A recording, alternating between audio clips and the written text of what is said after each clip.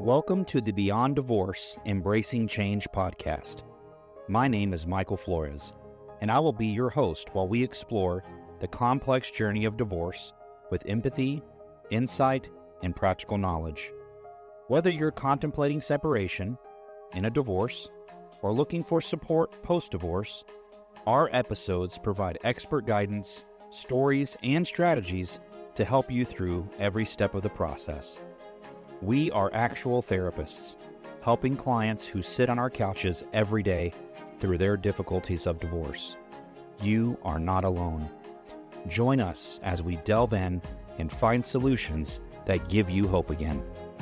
We're glad you're here. This podcast is not intended to replace legal or personal help. This podcast is for informational purposes only. Good day, everyone, and welcome back to the show. I'm really excited today to actually have a special guest join us.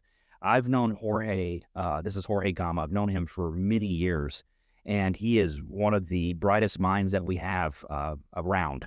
And so for him to say, yes, I would love to come on the show, love to talk and offer listeners information to be helpful, it was just a huge treat for us, and now we get to share it with all of you.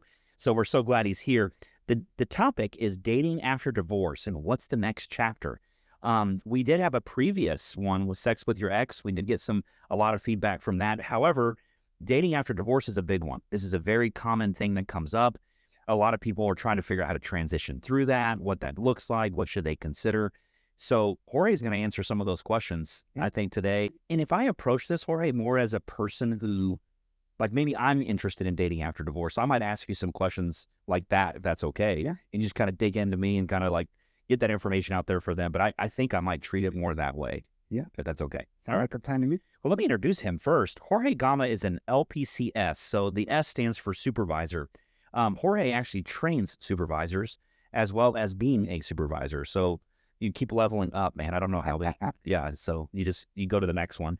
He is the owner and the clinical director at the Mini Clinic in Arlington, Texas, has a background in crisis intervention, and founded the Mini Clinic back in 2012. He works with really all the mental health needs that you can think of in Dallas and Fort Worth. In 2017, he introduced the Restore outpatient program for adults with chronic mental health issues. And I just want to say that Restore, I know about Restore and the work that they do there. When clinicians can't seem, and Jorge, please comment on this, when clinicians can't seem to, they plateau therapeutically and don't really know where to go next with a client, but they know there's more to be done. But the client's not necessarily ready for hospitalization. We're not there. This is what Restore really captures, isn't it? Yeah, that's correct. And part of what we do, our specialty, is to help people not go into a psychiatric facility. And the way that we do it is we look at a model of health as opposed to disease. And so what is it that you want in your life that's different, that's healthy? How can we create that, as opposed to seeing them come in and saying, okay, so here's your diagnosis, here's what's wrong with you, here's what's going on, right? That's a disease model. So we look at it from a standpoint of health. So you take the dis out of the e's, you get to the e's. I love that. Right. Okay. Well, and it's true. It's what you guys do. And I can personally speak on this. At times I've plateaued with clients and I've reached out and said, hey, I want to send someone to you if you can evaluate the situation. And just the feedback I got from the client and the amazement I had with working with them, because they came back different. Like, it was the things that I knew I couldn't do in an hour session. You guys just completely unfolded the next chapter of their life. It was just a beautiful thing. So Restore, that's what that program is called. And it's an outpatient program for adults with chronic mental health issues. If you've had mental health issues for a long time and you just don't seem to know what the next steps are, Restore is the program, in my opinion. Yeah, absolutely. Jorge also provides counseling, training, and coaching for other professionals across various sectors in Texas, contributing significantly to the mental health advocacy and care. What that basically means is Jorge really has done work all around Texas, not just locally here. He's here, thank goodness, but he provides work all over the place. And so eventually we're going to be spreading out into other states, right? Yeah, that's the plan. Yeah, looking at trying to make the biggest impact while we're here. And that's not just in Texas, but across the U.S. I told you, you can't keep up with you, man. You just keep leveling up. It's wonderful. So thank you so much. For you listeners, if you have not subscribed to the podcast yet, I don't know what you're waiting for. We can't wait for you to subscribe, get all the latest episodes. I am getting feedback from individuals that they're seeing there's a pattern as they follow, and they're gaining knowledge on every single podcast. So there's a lot to be offered to you. I hope you guys will stay up with us and stay to date. We don't want you to get behind, but we definitely want to make sure to keep providing you information to continue to help you. So if you haven't subscribed, I don't know what you're waiting for. Get subscribed and let's get moving on this thing with you. Other than that, we also would ask you to please rate our podcast. You know, the way I say it, if it's great, please let everyone know. Feel free to rate us. If it's not great, man, let me know so we can make some changes and do this better. Yeah. So I always say, was it negative up, positive down? That's right. Right. So positive, tell everyone. Negative, come tell me. They can't do anything about it, but I can. Yeah. So let me know if I can do better. So that's wonderful stuff. All right. So let's get into this. Dating after divorce. What's the next chapter? Jorge, what do you suppose we should be considering maybe first when we think about dating in general, especially after a divorce? Yeah. What are some things we need to think about? If we look at even before marriage happens, Mm-hmm. to try to prevent divorce, right? The first thing that we have to do is we have to date the person and get to know them for who they are. Oftentimes what I hear when clients come see me after a divorce, Right. is they said, well, I was dating this person because he or she was marriage material. And that's why I was dating them. And so when you go into a relationship thinking, are they marriage material? You no longer are getting to know them. Now you're trying to check off the boxes and say, okay, will they be my lifetime mate? And when you do that, you don't really get to know them for who they are. Now, in theory, once you get to know them and you believe them as they tell you and explain to you and show you about their character and their personality and their quirks, because we've all got quirks, right? Yeah. And that, by default, would answer the question if they're marriage material or not. What would we need to do? We're not trained, right? I'm going to ask it as if, I'm not a counselor. What do we, the community, need to consider to feel like we have enough information to really know the person? Yeah. So first off, it's believing who they are. Some patterns that I hear consistently is we have an idea of who we want to marry, and then we have the person that we are dating, and then what we do is we put those on top of that person. So our filter is already created to make sure that this person fits in that idea of who we want to marry. And so I think it's really been able to separate those two and really just enjoying the process and taking their time through that. So you suppose people are taking the approach of, I want to marry a person, I want to be married, so they go into it with that lens to make them fit into that box. Yep. Versus going, why don't you just learn who they are, enjoy them, let them show you who they are, believe them when they show you, right? And then see if they do fit, into the box. It's not is that what you're saying? Am I saying it wrong? No, that's exactly right. It's very, very clean the way you said it is. Let their behaviors, let the patterns, right? I always say you got to judge the pattern, not the person. Oh, right. Say that again. Yeah, and you have to judge the pattern, not the person, because their pattern is going to tell you who they really are, no matter what they say or how they say it or how many times they say it. But the pattern is going to tell you who they really are. Do you think people tell you who they are or show you? I think they show you. Yeah. Yeah. I think they show you. Hey, we're all salesmen, right? When we first start dating, we were selling ourselves, right?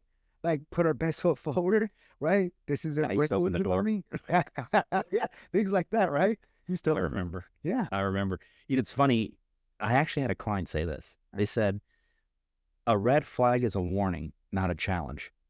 Mm-hmm. And it's almost like we see red flags, and most of us are geared to like, I want to fix it. Yeah. I want to help it. And that's nothing wrong with that. That's great. But remember what they are. Yeah. They're warning signs. Yeah. Yeah. A red flag is not them inviting you in to fix them. A red flag is a problem. Yeah. And they may not think they need to be fixed or think they have a problem. Right. And so I've wondered if that sometimes happens with people too, is do you suppose that when people date, and I don't know this to be true, I'm asking do you suppose when people date, what they may be doing is trying to solve a problem internally in themselves through the relationship that they're dating the person for? Yes. So the way that I've seen it, and this is just a pattern, when I talk to people that have been divorced once or twice or three times, typically it's like, it's bad luck, right? And I always think about, well, we got to look at your picker. What's up with your picker, right? You call it a picker. A picker, yeah. We got to look at your picker and see Okay. what's going on with that, right? Yeah. And so the common thread that I hear is there's something missing inside me that this person has. And so in my mind, if we are together, then I'll be whole, right? Got it. And so we have two halves or two perforated beings coming in to try to close the holes, but those holes are still there, right? And so you can't create a hole without you first being whole and then the other person being whole. Now that doesn't mean perfect.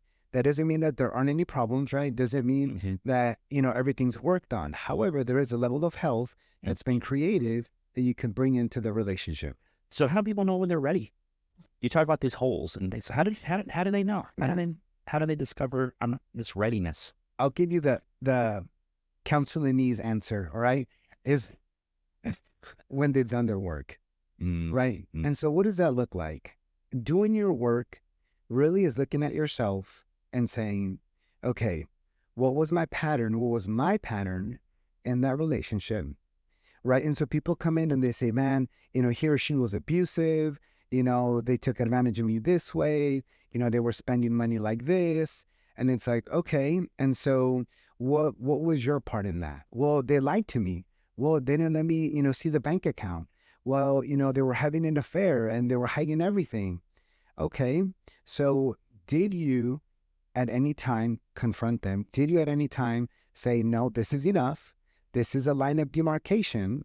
Because if you didn't, then you're being complicit and you're being okay with the behavior that they're exhibiting. So the non-response is almost, in some ways, like you was permissive. Oh my goodness. And that's sad. I think some people don't realize, like, I didn't like it, but I wasn't clear about the fact. It's old saying, clear as kind, as we say here, possibilities, being upfront with them on that. Oh my goodness. When a part of that is being able to look at preferring short-term discomfort, right? Yep. Over long-term gain.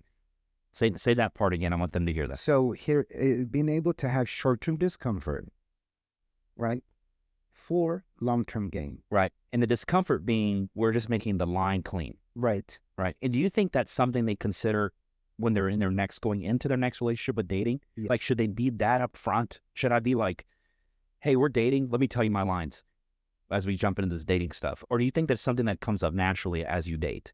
I think that when you start dating after divorce, you have to know where your lines are, right? And you have to know your blind spots and your weak spots because they're there, right? None of us are perfect. And so when you're able to understand that better, right, they're going to step on that spot. And here's what happens. Anger is one of those emotions that people go, oh, anger is bad. Anger is bad. Oh, let's do anger management. That's anger management. Who wants to do anger management? Let's do anger resolution. Let's figure out why the anger is there, right? But people, when they start into another relationship, they go, oh my gosh, I can't be angry, or I can't feel this anger. Right. But that's, a flag saying, okay, what's going on, right? That maybe there's this frustration or this irritability or this anger that's coming up.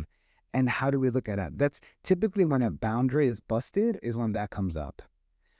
Got it. A boundary gets busted, it comes up. The emotions then take over. We view the emotion as negative. Yep. Versus it's really just there to give me a sign. That's exactly right. And that's the working on self part. That's exactly right. And because what happens, what I hear is they'll push that to the side, or they'll say anger is bad, so I can't feel that, until they end up numbing themselves. And so the patterns get recreated, that picker, right, never gets fixed, all right, or never gets adjusted, and they bring the exact same person. And that seems to be the common complaint, is people will say things like, I keep marrying the same type of person, not realizing it's them. It's not like they're attracted to me. Right. Somewhere in you, subconsciously, you're attracted to that. Is that what you're saying? Yeah, like a moth to the light. That's exactly right. Man, if people could just recognize that, yeah, they could change the cycle of their relationships. And again, that's where doing the introspection, right, doing the internal work is really what matters. Being able to sit down and say, okay, what's my pattern? What are the things that I have to change? And then really taking the time and energy to change those. Right. So what are some of the ways to healthily do that, like with yourself, so that you're the best version of yourself going into the next relationship? Yeah. Still ways to do that. So I think the first one is getting professional help. Okay. Right? Not necessarily because you're sick or because you're broken, but you're saying, I have a vision of who I want to be, right? I have a vision of what my next marriage is going to look like. So how do we create that? Let's start those steps to get there. Yes. Right? And then after that, when people start dating, I always say, you got to get your numbers up and not your miles. And so here's what this means. What this means is you have to date more than just one person at a time. Oh, I see. Right? But you have to be open, you have to be honest, and you have to say, look, I'm back in the dating scene, or I'm new to the dating scene. And just so you know, like, I'm not just going to be dating you. I'm going to see other people. Right. Right. And as the relationship develops, I will let you know, like, hey, I'm sorry, this isn't going to work out. Yep. Right. Or yes, this is working out and I'd like to be exclusive, but upfront and honest. And what I mean about not getting your miles up is, when you start getting sexually involved with people that you're dating, you no longer are able to see them clearly for who they are, right? Because now things change, our priorities change. And now sex is more of a priority than getting to know the person. On either side, priorities change. And then that process should be a clear, clean process. But once you involve sex into it, then it muddies the waters. This is embarrassing to say this, but I heard the term body count. Oh, you heard that term? I have. Kids use it. Yeah. I don't know what the heck they meant. Yeah. I'm body count. I'm thinking, come to dead body. Yeah, exactly. My brain goes there first. Yeah. And then I get told, it's like, how many people have you had sex with? And what you just said is like, when people engage in sexual activity with a person, you're really changing the dynamic of getting to really know who that person is. Yeah. Like you've cut that line. Yeah. You're saying that you can't, I know you're not saying they can't have sex. What you're saying is be cognizant of where you are first. Yep. Second, when you're in a relationship, learn who they are. And one way to keep that line clean is be careful before you engage. Because once you cross that barrier in sexual activity, it changes the whole dynamic. Yeah. Wow. I'm glad you said that. Yeah. And so that kind of leads into the next topic about boundaries, right? And so in order for you to be able to do that, is you have to know where your boundaries are. Right. Because boundaries are not about the other person. They're about you. And so people struggle with people pleasing or with not wanting to hurt people's feelings. Right. And so when they think about boundaries, they say, oh my gosh, I'm doing this to them. Well, I want to elaborate on that. You said boundaries are not about other people, they're about yourself. What does that mean? Like, can you explain that a little bit more? What that means? Yeah. So we go back to this line of demarcation, right? Yep. And so boundaries are about responsibility. You have to understand that from here, this way, it's your responsibility. And if we know who owns the boundary, we know who's responsible for the boundary, we know who can enforce the boundary, right? And so if it's from here to them, that's their issue, not yours. Or that's their thing to look at, not yours. And so what happens, though, is oftentimes when people struggle with boundaries, they don't go, oh, Michael's got a boundary, I'm going to respect that. They go, how do I get under or over or to the side of it? And your job is to say, sorry, still a boundary. Sorry, still a boundary. That's sorry. It's like a goalie. That's exactly right. Like a goaltender. Yeah, that's correct. Right. Wow. And so is this why you're saying that we really need to look at ourselves first before engaging in dating so that we can learn where to be as that goalie for those boundaries that need to be in place? Yeah. Really to get the best version of us to the person we're dating? Yeah. Okay. Yeah. If you don't know who you are, you'll acquiesce to who's presented in front of you.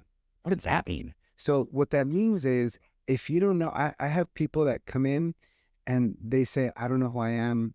When I'm at work, I'm this person. When I'm at home, I'm this person. When I'm with friends, I'm this person. Yep. Right. And when I'm over here, so what happens is they become a fragmented being. Right. And when you're fragmented, you don't know where you lose yourself in the roles or in the identities that you have created. Right. And so it's really important that you are who you are in each event. Now, are you the same person? Do you act the same way? Probably not. There's some similarities. Right. And if you cuss a lot at home, you probably don't cuss a lot in your meetings. Right. And if you do, then there could be, some issues there. Sure. Right. It's that kind of things. Right. But sure. Yeah. And so, here's just another one that just popped up. Right. If at home you do a lot of meetings, right, and then they're all Zoom, a lot of people during COVID, right, weren't wearing pants. Well, if you go to the office, I hope you're wearing pants. I mean, you're the same person, just one with pants, one without pants, right? That's what I'm Same thing. It's the same when you talked about that the other day about people doing COVID stuff, wearing gym shorts and a dress shirt. Yeah, it was funny. Yeah, that's exactly right. Yeah. So, there's places where you can do that, but you're still you, right? Wherever you go. When people don't really know who they are, they'll assimilate or acquiesce, as you said, to the person that they're with. Yeah. Does that mean that they become like the person they're with, or they take on certain things?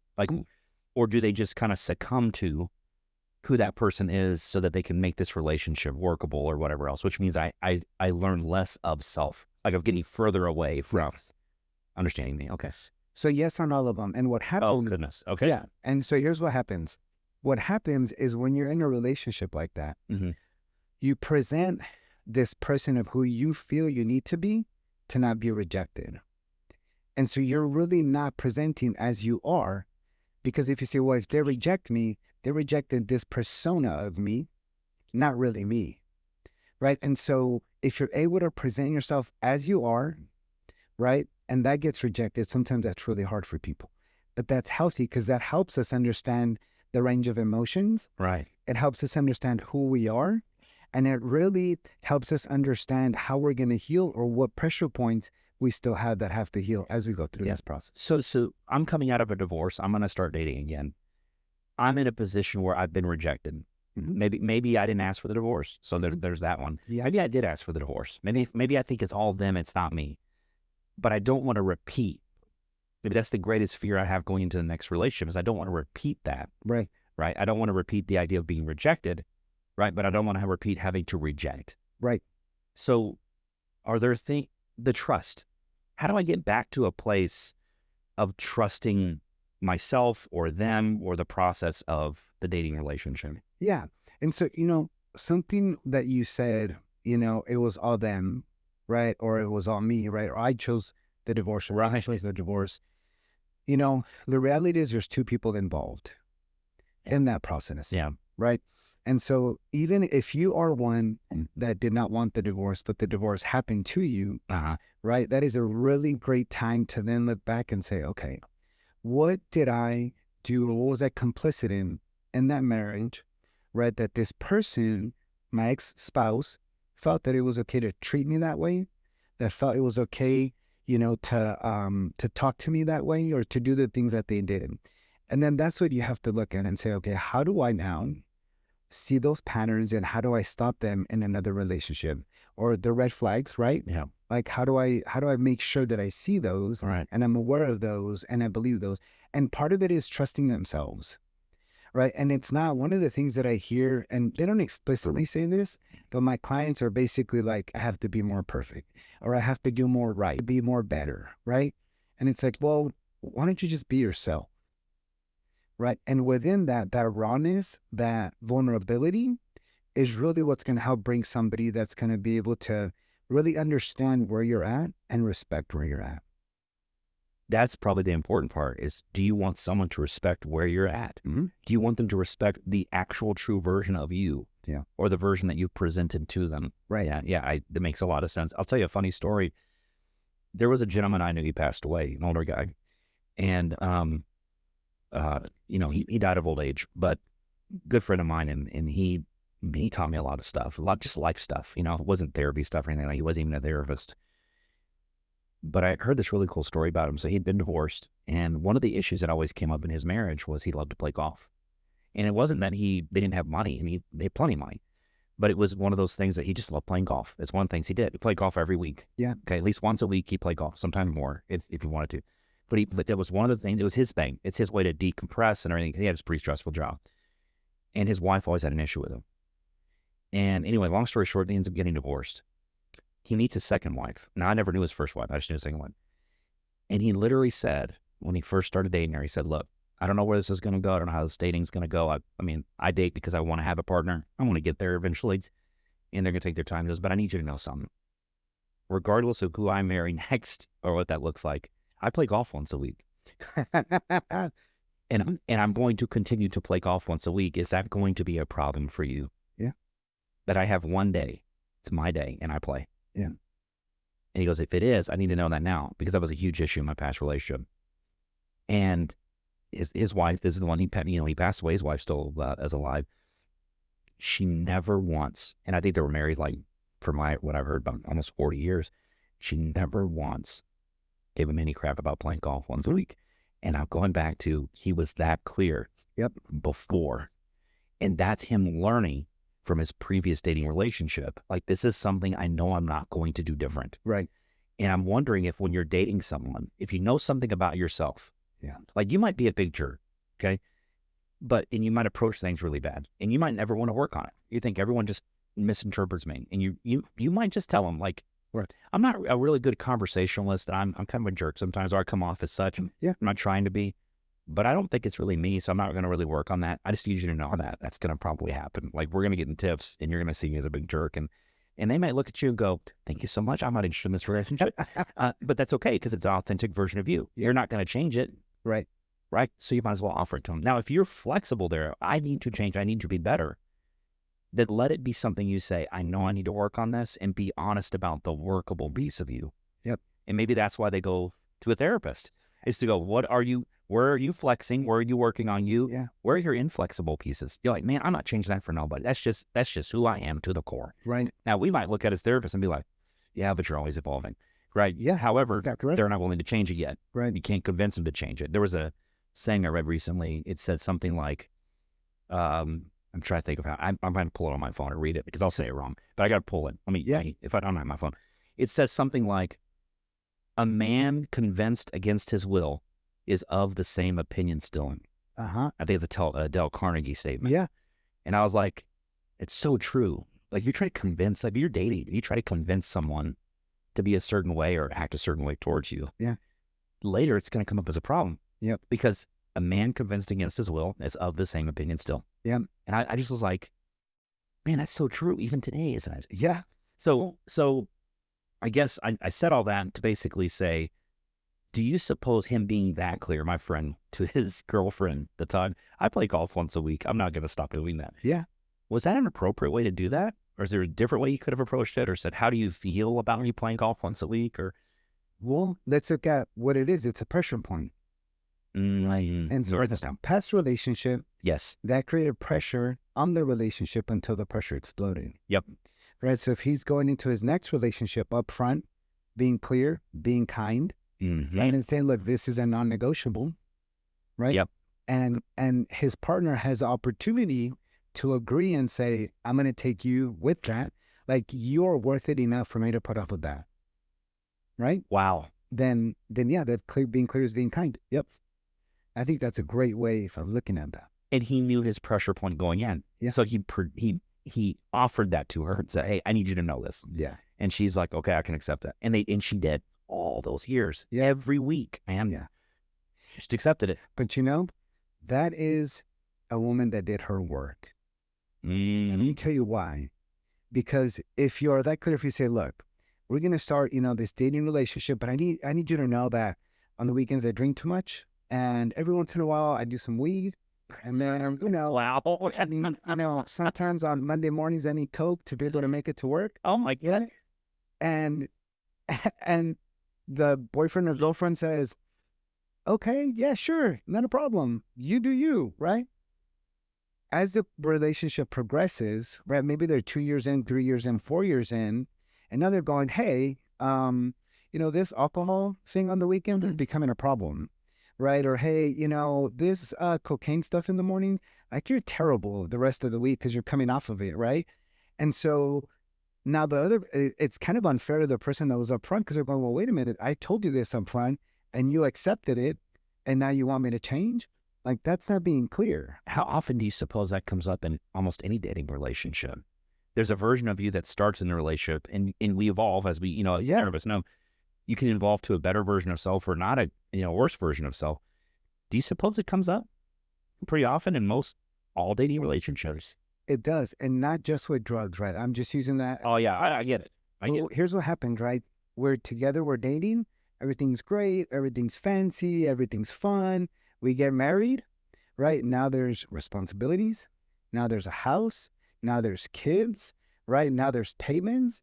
And so we are the ones that intentionally have to work towards this. And so, but it's the same thing after divorce. Right. Right? Because now we're talking about two families, right? In ways they're going to be blended together. Got it. And so as the families begin to blend together, there's going to be stressors, right? If there's other spouses involved, well, I don't like the way they talk to my kid. I don't like the way they redirect my kid, right?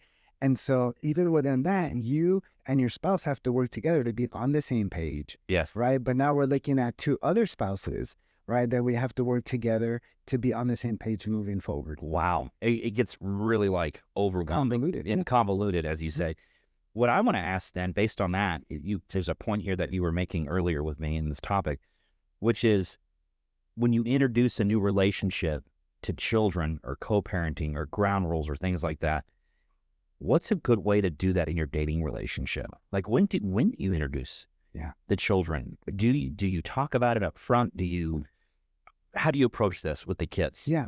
So you do talk about it up front with whoever you're dating. Okay. I can't have kids, and I just want you to know that you're probably not going to meet them until I feel like we're headed somewhere more serious, right? That'd be that line. That'd be that line. That's exactly right. Until maybe we have talked about it, we have decided like, yes, we want to take that next step. So now we start introducing the kids little by little, right? Into that relationship for them to be able to create a bond. And you know this better than me, and I'd like to hear what you think about this. I think sometimes the parents want the relationship to work out so much after divorce that now they want the kids to forcefully like the person that they're dating. Yeah. And now the kid feels like, well, wait a minute, you're asking me to choose, he or her over dad or mom. And that, creates turmoil within the kid. We call it split loyalties. Yeah. So that's the term we use here at Better Possibilities is when the kids engage in split loyalty. And there's typically a pressure point where the kid feels this almost overwhelming responsibility to have to like this person because my parent likes them and they want their parent to be happy. Yeah. And so where it gets hard for the kid is the child typically feels the need to reject one to accept the other. Right. And so one of the questions that we used to ask here is, do you have to hate one parent to love the other one? Yeah. What do you think kids say when we ask that? Probably oftentimes say yes. Unfortunately, yeah. Yeah. And I almost get teary-eyed every time I hear them say yes, because I'm sitting here thinking this kid never has a win. Yeah. It's a double bind. Yeah. I can love one at a time. And so they might love one when they're really little and I'll love the other one when they're teenagers. Yeah. Because they had to split it. Makes sense. And so in dating, I've noticed that these parents will date and they'll come in proud. They'll say things like, my kid calls my boyfriend dad. My kid calls the girlfriend mom. Yeah.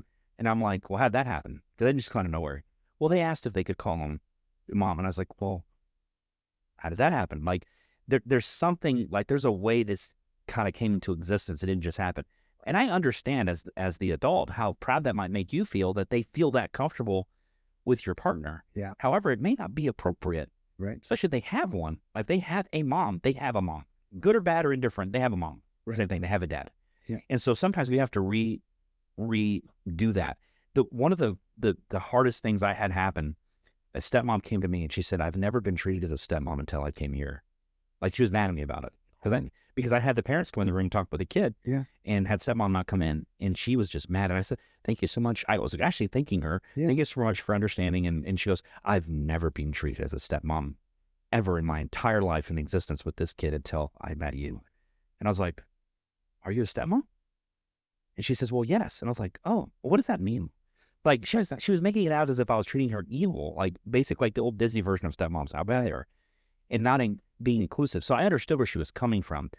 However, I'm like, but you gotta know your role, man. Like you are the plus one. You're not the one. Right. And this kid deserves to have their parents in the room and experience their mom and dad, right? How they got here in the first place.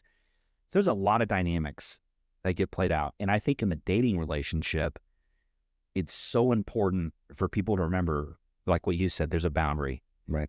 And you said very clearly, you don't introduce your kids to this person right away. You talk about how the introduction is going to occur. Because the person you're dating may have kids too. Yeah. Like we want the kids to meet the kids. Right. Right. And so there's so many components to that. So can you elaborate just a little bit more on some of the ground rules that should be in place in regards to introducing relationships like children and things like that into your dating relationship? Yeah.